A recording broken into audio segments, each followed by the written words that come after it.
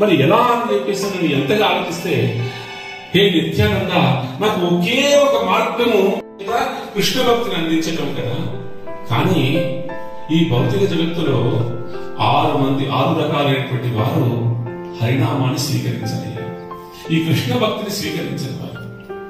వారు ఏ విధంగా అయినా సరే చక్కగా చెప్పారు.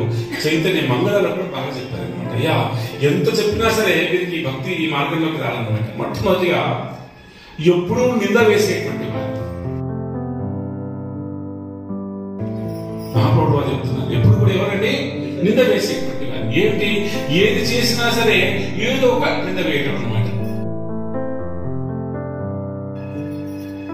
వారు ఎన్నటికీ భక్తులకు రాదు కదా అని చెప్తున్నారు. అవునండి రోజు ఎప్పుడు కూడా నింద వేసేటువంటి వారు. కుతర్కం మూడవ రైట్ వర్డ్ అది. కుతర్కం చేసేటువంటి వారు. వారికి జరుగుతూ ఉంటుంది కాబట్టి కుతర్కం చేసేటువంటి వారు ఎన్నటి కూడా భక్తిని స్వీకరించేటువంటి అవకాశం లేదు.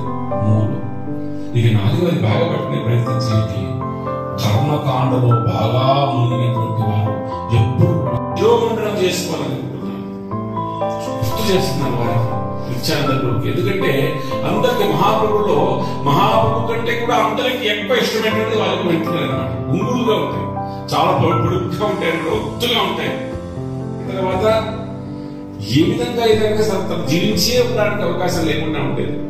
ఎప్పుడైతే తనకు తానుగా ప్రాణ ప్రవేశం అంటే మరణించాలి లేదా ఊపిరి ఆగిపోతుంది అన్నప్పుడు అక్కడ ఉన్నటువంటి గోపికలందరూ కూడా లలిత విశాఖ ఇచ్చారు వారందరూ కూడా ఏం పలికేవారు? కృష్ణ కృష్ణ కృష్ణ అని పలికేవారు.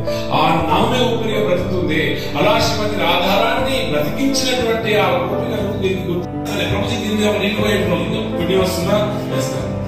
వీళ్ళు దాంట్లో పడి పుణ్యం వస్తుందా? వేస్తారు.